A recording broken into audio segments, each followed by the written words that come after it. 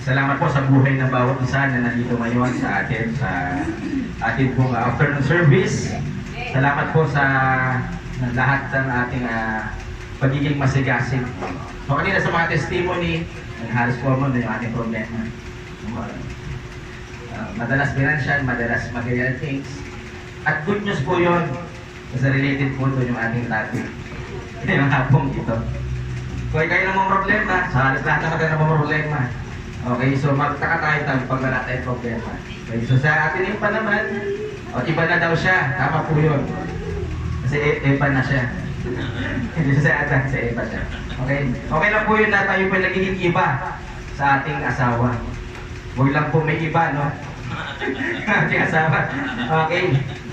Sino dito po ang may iba? Wala naman. Okay, glory to God po dahil tayo po ay iisa lang at wala nang iba. Okay? At ang tunay na pagbabago ay makikita sa ating buhay. At ang magsasabi po nun, yung ating mga kapamilya, kakilala, at maging yung ating kasamahan sa trabaho na sabihin, pare, iba ka na. Dati late ka, may hindi ka na nalilate. No? Kaya dito pa lang sa Diyos, pinapractice natin, no? Na hindi po tayo nalilate. Kasi bakit? Priority kasi natin si Lord. Amen. Okay, so yung ating pong pagpapatuloy ng ating pong pag-aaral sa month of August is about good leaders. So, pagsunod sa Panginoon. At may kinalaman po yan sa ating mga pangangailangan. May kinalaman din po yan sa ating priority sa buhay. Okay? So kanina, yung last point ni Pastor Michael is priority. No? So ito po yung ano. Hindi naman sa karugtong kasi nagkakaroon lang na yun talaga yung topic about priority. Kasi bakit? Anong ito? Direction ng priority sa pagsunod sa Panginoon. Okay? Example sa mag-asawa. Sino dito mahal nila yung asawa nila? Taas kamay. May iba nagtitiis na lang kasi no choice eh. Walang ibang no choice. Di ba? Amen. Pag mahal mo yung asawa mo, okay, di ba sinusunod mo yung utos niya? At kailangan yung inutos niya, gagawin mo agad. Ipa-priority mo ngayon. Di ba? Kasi pag hindi mo yung priority, may kasunod yan. Ang kasunod, andyan na yung magbubuo nga. No? Sabihin mo na, nager naman ng asawa ko. Kasi bakit? Hindi mo agad sinunod yung kanyang inuutos sa iyo. Okay? So meron pala, no? Na may effect pala pag hindi mo agad sinunod yung sino dito hindi sumusunod sa utos ng asawa. Hanggang sa nag-aaway na lang eh. Parehas nag-walk out. Yun, Celine. Yung utos mo, sunod mo pa? Ikaw na yung nag-utos, ikaw pa yung gagawa. Okay. So marami po yan. At yan po yung normal lamang sa mag-asawa. Okay? At dito po, sa hapong ito, ay kailangan ng ating pagsunod sa Panginoon, ipapriority din natin si Lord. Kasi bakit? Pag hindi natin priority si Lord, sinong ipapriority natin? Okay, alam niyo na yan, ha? Okay, so yung ating pong verse for this afternoon is Matthew 6, verse 38. So it is a very popular verse. Madalas po natin itong napapakinggan. So balit, aalamin po natin o hahalukayin natin ano ba talagang ibig sabihin itong verse na ito.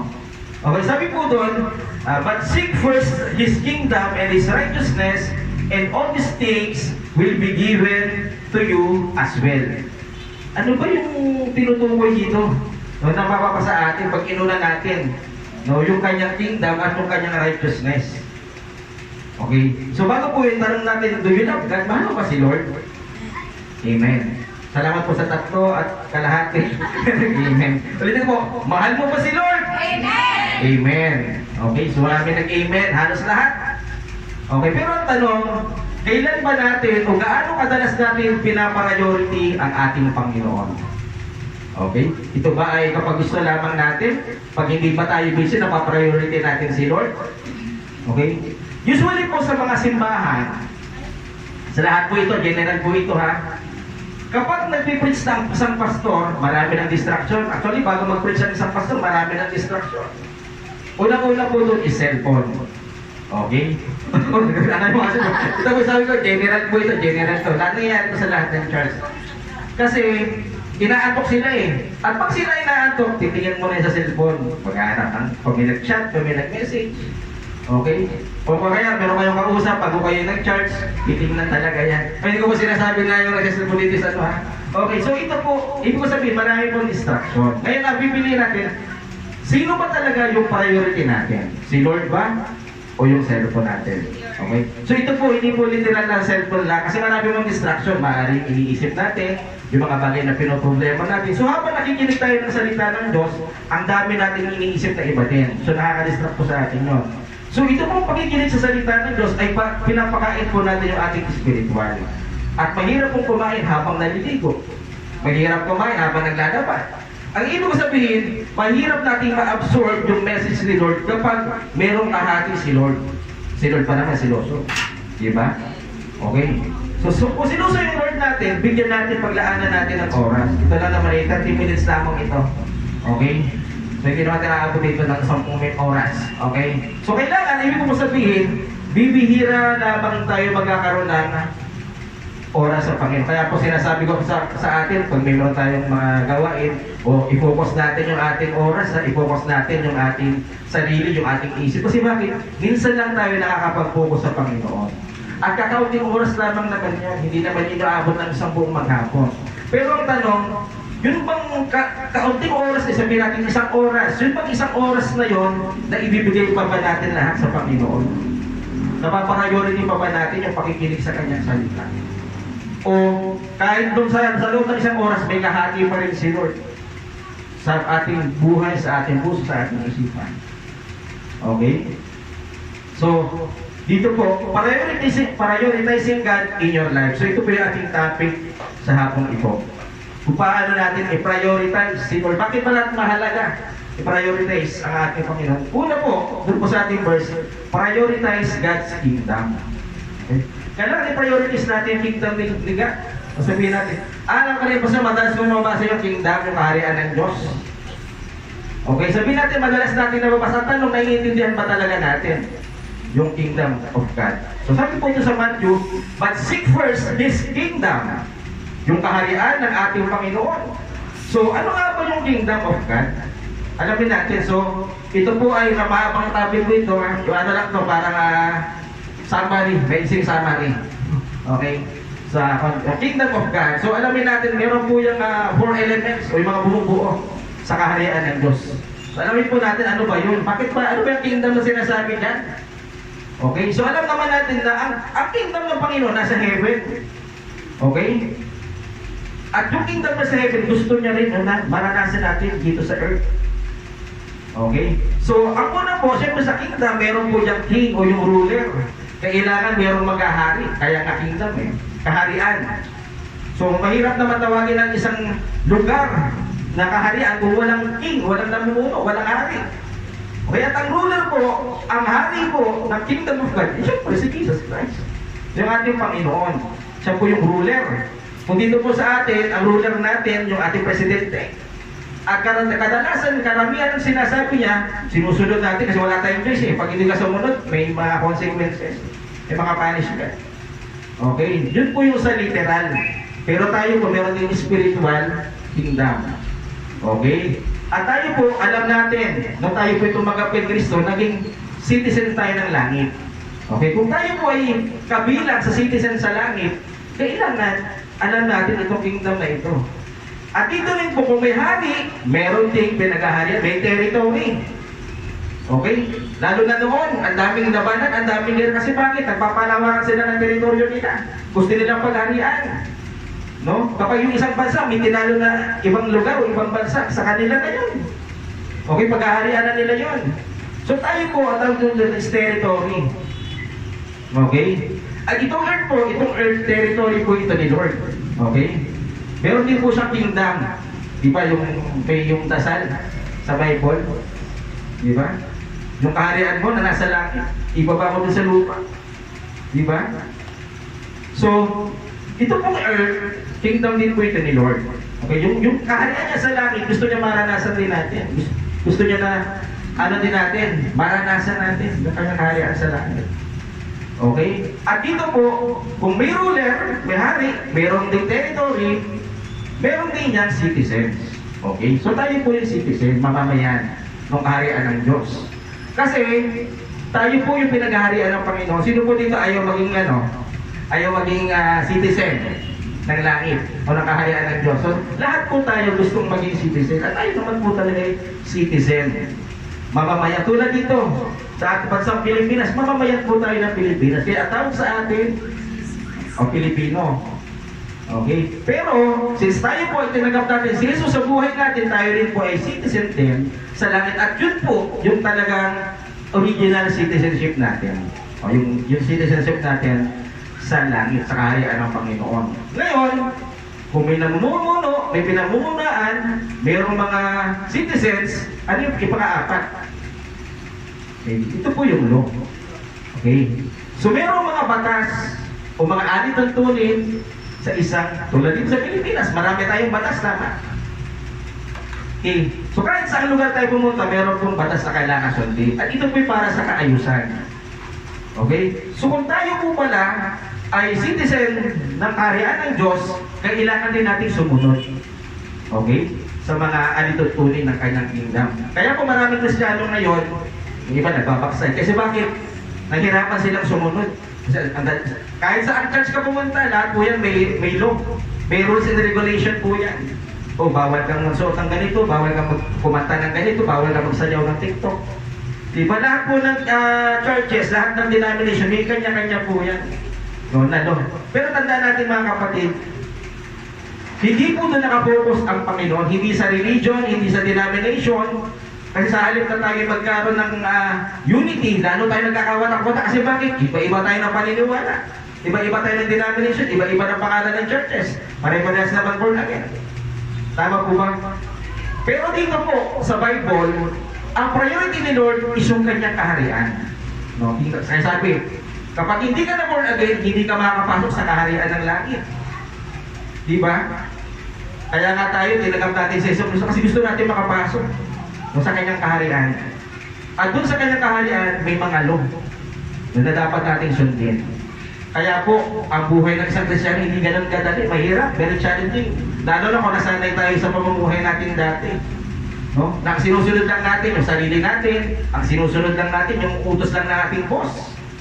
So maliban doon, wala na tayong ibang boss, wala nang ibang nag-lead sa atin. Wala na tayong ibang sinusunod. Pero nung tayo po ay tumanggap sa Panginoon, siya na po yung hari ng ating buhay. So sino po dito? Hari si Lord. Ayan. Salamat kay brother. Sino po dito? Hari si Lord ng kanilang buhay. Amen. Okay? So, kailangan si Lord yung hari natin. Kasi bakit? Mayroon siyang kontrabida, may kontrabida.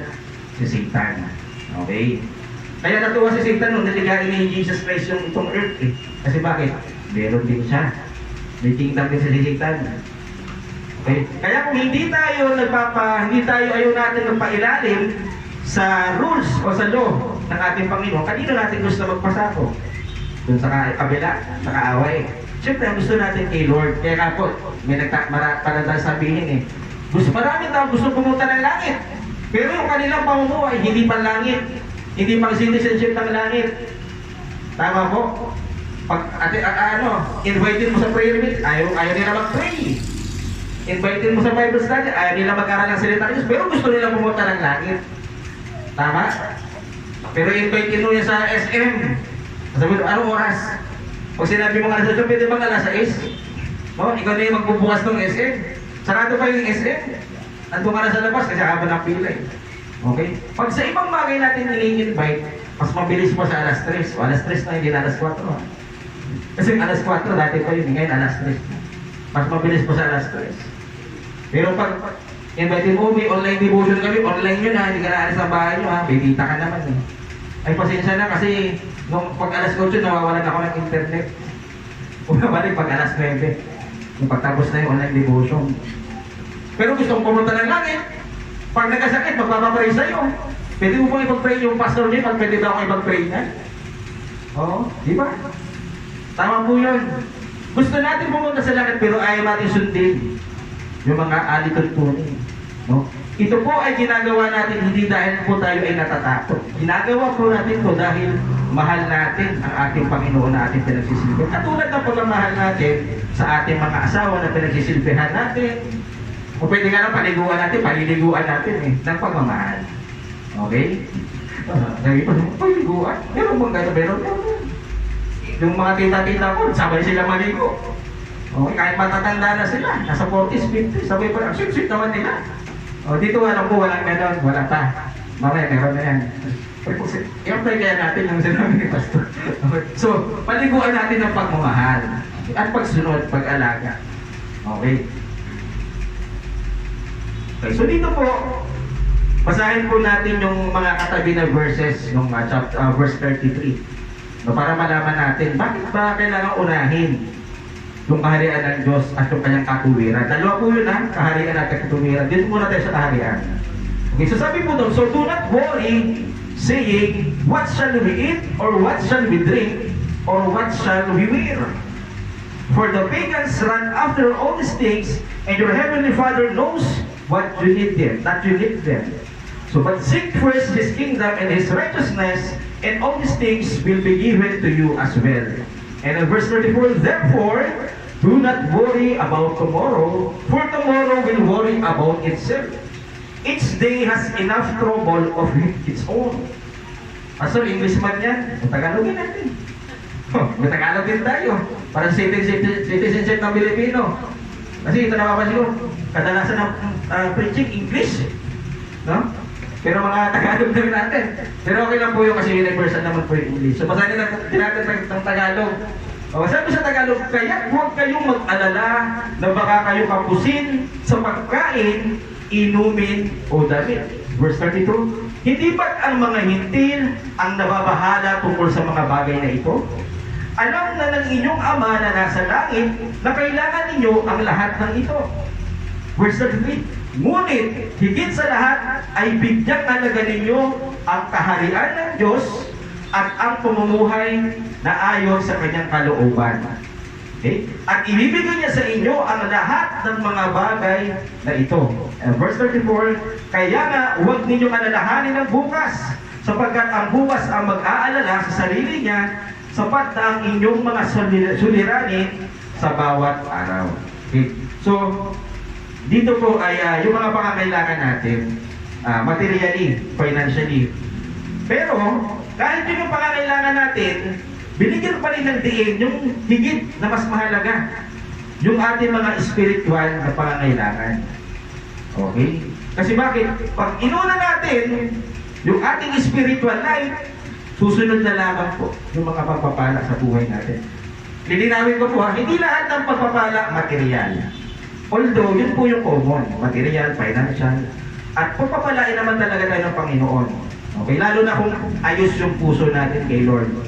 Pero halimbawa, sumisimpa lang tayo kasi sabi, sige, kasi, pag inuna mo daw, pagpapalain ka, hindi unahin natin, lahat ng prayer meeting, lahat ng gawain, lahat ng Bible study, lahat na ng service, araw-araw ka na nagsisimpa. Oh, pero hindi po yun yung sukatan. Okay?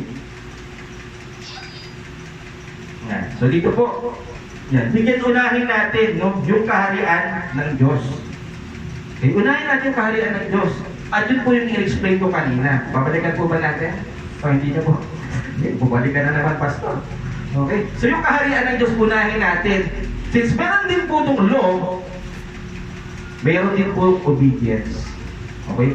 Kung gusto pala natin unahin yung kaharian ng Diyos, kailangan natin sumunod. Anong susundin natin, Pastor? Yung mga sinasabi ng Diyos na nakalagay din sa Bible. Mababasa natin sa Bible. Kasi lahat ng dapat natin gawin, ando na lahat sa Bible eh. Okay? Lahat po, nasa Bible na. Yan man ay mathematics, science, lahat nasa Bible po yan. May problema ka sa asawa mo, basahin mo yung Bible. Huwag mong basahin yung nagpost sa Facebook na may problema din sa asawa. Kasi sa halip na magkaroon ng solusyon ay naghiwalay sila. O, tayo kung natin, maghiwalay na rin kami. Kasi kung nga nagkaroon sa cellphone mo, sa Facebook eh. Ang pinakamahirap na problema, yung mukha natin. Sabi nga, do not face your problem if your problem is your face. Mas mahirap pa ng problema yung mukha natin. Hindi, joke lang po yun. Ibig ko pong sabihin, pag may problema tayo, ang basahin natin Bible. Hindi po yung social media. Kasi hindi lahat ng social media totoo. Pero lahat ng nasa Bible, yun po ang tunay na totoo. Okay? At yun yung mapapalaya sa atin. Okay? So dito po, number 2, prioritize God's righteousness. Ano naman yung righteousness, Pastor? Para mas mahirap yata yan kasi may righteousness na eh. Kailangan mo maging perfecto kami. So, ano yun natin? So sabi po doon, but seek first His kingdom and His righteousness. O yung iba po dito hanggang kingdom of God lang.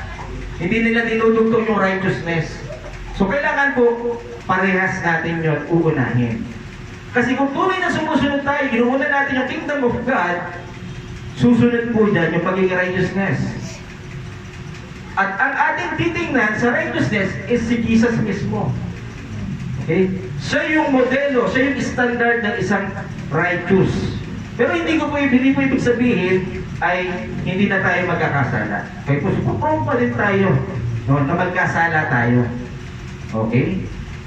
Pero dito po, no, kapag lagi natin pinapraktis yung pagsunod sa kingdom of God, mapapraktis din natin yung pamumuhay. Basahin ko sa Tagalog ha. At ang pamumuhay ng ayon sa kalooban ng Diyos, sa kanyang kalooban. Okay? So, kapag tayo pala namumuhay ng ayon sa kalooban ng Diyos, doon natin mapapraktis yung isang buhay na matuwid o may katuwiran. So, Pastor, paano naman namin malaman yung kalooban ng Diyos? Magbasa ka ulit ng Bible. Okay? Doon lang naman tayo babalik sa Bible. Pero ang problema, hindi natin binabalikan yung Bible natin. Ano binabalikan natin? Yung post na mga friends natin. Di ba? Yun yung binabalikan natin palagi. No? Sabi, Pastor, lahat naman ng Pastor, yan ang pinipraise. Kasi bakit yan? Yun yung kailangan ng congregation. Okay? Yung pagbabasa ng Bible. Pastor, may Bible din sa cellphone. Tama yun, meron din. Pero, may distraction. Aminin natin, madaming distraction. Lalo na pwede check yung crush mo. O sino dito may crush pa? O senior na, may crush pa din. Okay? So, ang ibig ko sabihin, lalo na kung may paayuda, no? Sa GC ko may paayuda. Uy, may paayuda daw. Sige, mamaya na ako babasa. Mamaya ko natapos yung devotion ko. Kasi may online devotion naman mamaya. Okay? So, ibig ko sabihin mga kapatid, kailangan po natin unahin yung mga spiritual na bagay. Pero hindi po ibig sabihin pababayaan po natin yung ating mga trabaho, yung ating mga negosyo, yung ating pag-aaral. Okay? Ano po yung gustong ituro ng Bible? Meron po yung gustong ituro. Kasi bakit? May reward kasi yan sa pagsunod natin. We will receive God's promises. Doon pa rin sa verse 33. So sabi po doon, and all these things will be given to you as well. So sa Tagalog, ibibigay sa inyo ang lahat ng mga bagay na ito. So, masabi, Pastor, ang dami po sa testimony, puro financial problem. Pero masipag naman kami, Pastor, umaten sa mga gawain. Ano pong ibig sabihin nun? Pastor, ang sipag naman namin, hindi kami nalilit kung may mga churches, kung may mga services. So, lagi kami nauuna. Wala po yung pastor, ando na kami. Sarado po yung church, ando na kami. Okay, pero bakit hirap pa rin kami sa mga financial? Kung siyang itanong sa pastor, either kayo itanong. Kasi bakit? Mas alam ni Lord kung ano yung mas makakabuti sa atin. Okay? Maaaring nasa process pa rin tayo na pero pang sabi ni Lord, kundi na lang, isang araw na lang. Huwag kang bibitaw. No? Yung faith mo sa akin, no? Panindigan mo, pangawakan mo, huwag mo bibitawan. Ikinabukasan, i-bless ka na ni Lord, bigla ka nag-backslide. Hindi na ako sisimpa, nagtatampo na ako. Kasi 10 taon na akong ma-attend eh. Wala pa rin nangyayari sa buhay ko, ganun pa din. Wala pa rin pagpapala. Okay? So dito mga kapatid, kailangan malinaw po sa atin na dito po sa ating pong binasa, no? Hindi po ito routine, hindi ito yung obligation. Marami akong ministry, marami akong obligasyon, marami akong responsibilidad. Okay? So, ang ibig ko sabihin, tinuturuan tayo ng Panginoon, lalo yung ating faith, yung ating pananampalataya sa ating Panginoon. Sinusubukan niya yung haba ng pasensya natin.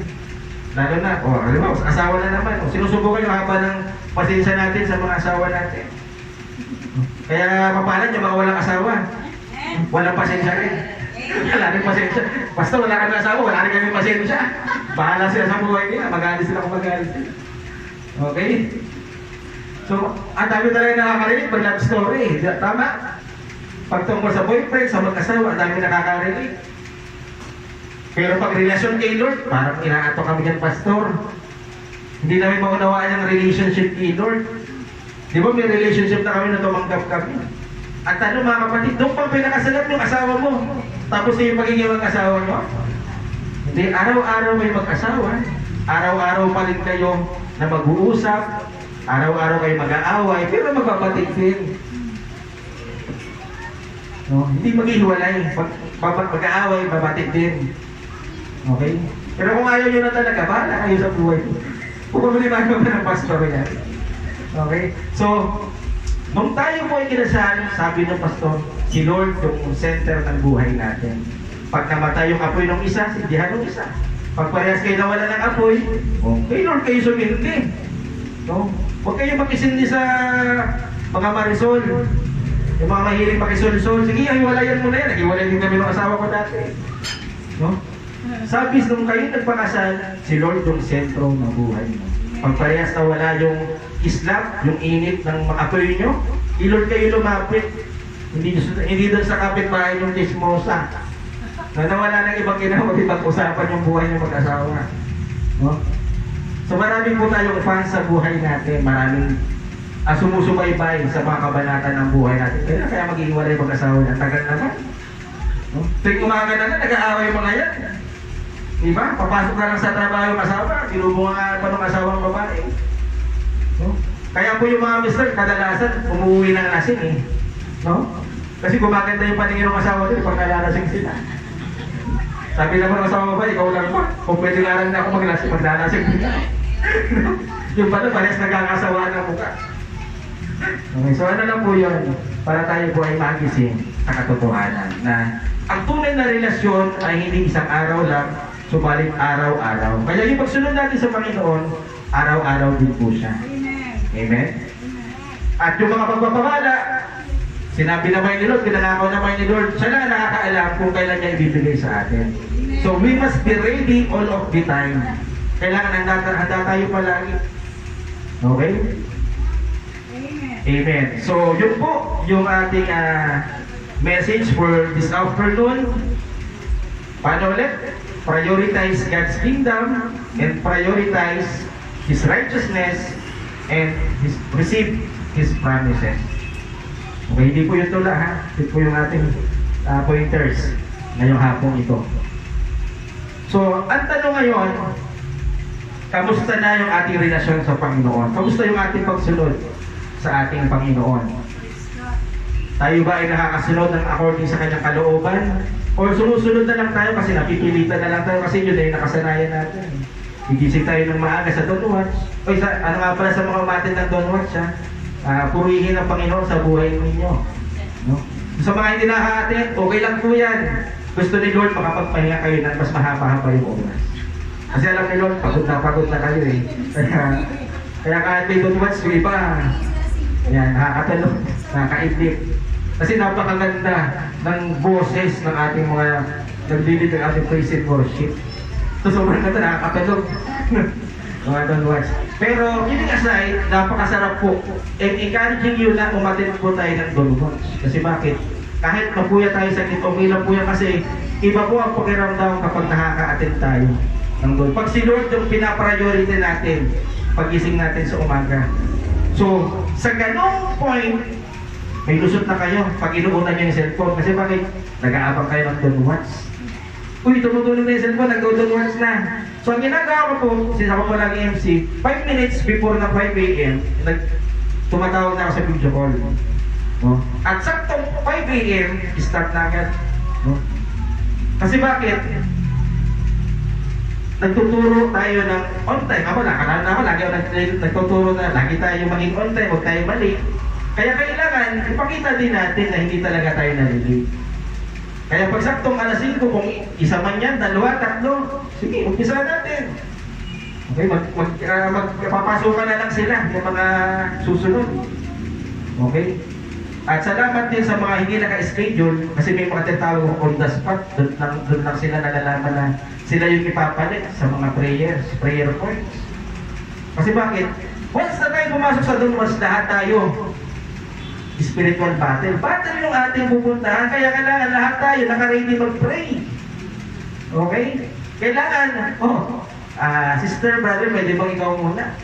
Kasi hindi available si sister. No? Pero kung kayo din makakatulog, okay lang naman na huminti. Kasi ang sa akin, kung hindi nyo kayang i-commit, okay lang na magsabi na, sorry, hindi ako available. Kasi bakit? Hahanapan ko ng ibang papalit. Kasi ang priority natin si Lord, so, kung hindi available yung iba, hanapan natin ang available. At kung wala talaga, hindi ako. Kaya yung sa mga program ko na kasi sinasend sa DC, kadalasan wala po ako doon. Kasi bakit? Pag mayroong nawala na walang ibang papalit, ako po yung papalit. Okay? At isa din po yun, ang isa rin sa reason para ma-practice din yung ibang mga members on how to pray. Yan. Although tayo may mga personal prayer, pero iba din yung prayer sa Don't Watch. Kasi ibang tao yung pinag-pray natin, ibang events. Okay? At yun po, yung bihira lang natin magawa, yung ipag-pray yung ibang tao. Okay? Kaya, ngayong hapong ito, ay muli natin, no, na alalahanin yung mga oras na nasayang natin dahil masinunod natin yung ating mga yung sarili nating kagustuhan, sarili nating kalooban, na minsan pala sa buhay natin, naghihintay lagi si Lord na kailan kaya yung anak ko magbabasa ng salita ko. Okay? Kailan niya ba huling binuklat yung kanyang Bible sa kanilang bahay na nakalaminate pa? No? May cover pa na plastic, hindi pa nabubuksan. Okay? Kasi naka-display. Mga kapatid, ang ating Panginoon ay lagi naghihintay sa atin kung kailan tayo muling lalapit sa Kanya. Kung gaano tayo kadalas na lumalapit sa Kanya at kung gaano natin kadalas na inuuna yung ating Panginoon. Maaari ngayon, nasa bahay na tayo. Wala tayo dito ngayon. Kasi bakit? Naka-attend na tayo ng umaga. Pero bakit? Andito pa rin tayo ngayon. Okay? Tayo pa din ay nasasabik sa salita ng Diyos. Nasasabik pa rin tayo sa pagpuri at pagsamba sa ating Panginoon. It is a matter of priority. Lalo na kung wala ka na magagawin sa bahay mo. Lalo na kung mamamasyal ka lang naman sa SM. Kasi may mga ganyang case. Nung inuna nila, nung ibang bagay, merong aksidente. May nagpagkaan. Tapos ikaw, sakay ka sa tip, andun sa ano. So sabi nila, kung nag-stay ka lang sa simbahan, hindi ka sana makakasama dyan. Sana nakaupo ka lang ngayon, natutulog din. Habang nakikinig, natutulog. Pasto, nagpipili naman kami na, nakapikit na kami mag-pray. Amen. So, purihin natin ang ating Panginoon dahil siya ay totoo at buhay sa ating mga buhay. Tayo po ay tumayo at muli po natin awitan ang ating Panginoon. Purihin natin siya sa kanyang kabutihan sa ating buhay.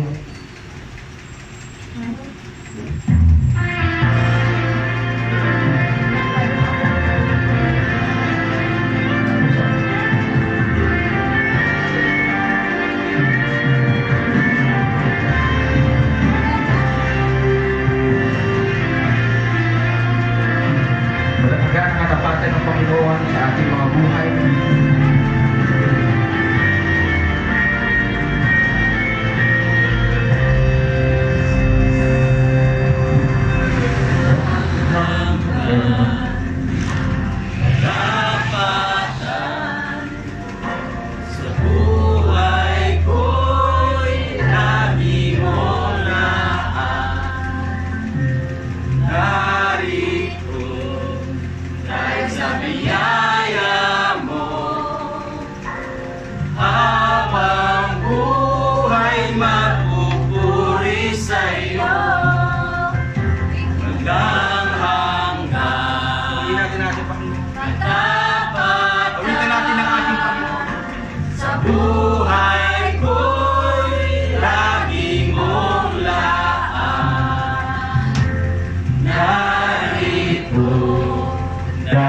Biyaya mo.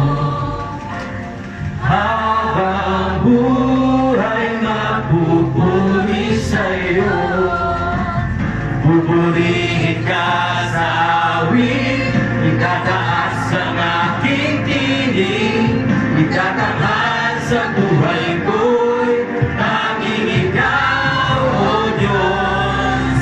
Lilipas sa kalangitan ang iyong kalwalhatian, kadakilaan mo'y di mapapantayan. Kuya, ikaw na. Walang hanggan sa buhay namin, Panginoon. Sa buhay ko'y lagi mong laan. Narito dahil sa biyaya mo. Habang buhay magpupuri sa'yo. Pupurihin ka sa awit, itataas ang aking tinig, itataas sa buhay ko'y tanging ikaw, O Diyos. Lilipas sa kalangitan ang iyong kalwalhatian, kadakilaan mo'y di mapapantayan. Pupurihin ka sa awit, itataas ang aking tinig, itatanghal sa buhay ko'y tanging ikaw, O Diyos. Lilipas sa kalangitan ang iyong kalwalhatian, kadakilaan mo'y di mapapantayan. Jesus, sa'yo ang karangalan, kapangyarihan ngayon at magpakailanman. Pupurihin ka sa awit, itataas ang aking tinig, itatanghal sa buhay ko'y tanging ikaw, O Diyos. Lilipas sa kalangitan ang iyong kalwalhatian, kadakilaan mo'y di mapapantayan. Yes, Lord, tuloy na kay buti mo sa aming mga buhay, Lord. Panginoon, simula sa araw nito, Panginoon, ay aming pumumunahin ang iyong kaharian, Panginoon, at ang iyong katuwiran, Panginoon, at alam namin, Panginoon, na lahat ng iyong pinangako, Panginoon, ay aming matatanggap, Panginoon, at maging ang aming mga pagkakas, Panginoon. Patuloy mo kami gamitin, Panginoon Diyos, ng ayon sa iyong kalooban, Panginoon, ang aming pamumuhay, Panginoon, ikaw lamang, Panginoon, ang siyang makita, Panginoon. Jesus, sa'yo ang karangalan, kapangyarihan ngayon at magpakailanman. Pupurihin ka sa awit, itataas ang aking tinig, itatanghal sa buhay ko'y tanging ikaw, O Diyos. Higit pa sa kalangitan ang iyong kalwalhatian, kadakilaan mo'y di mapapantayan. Jesus.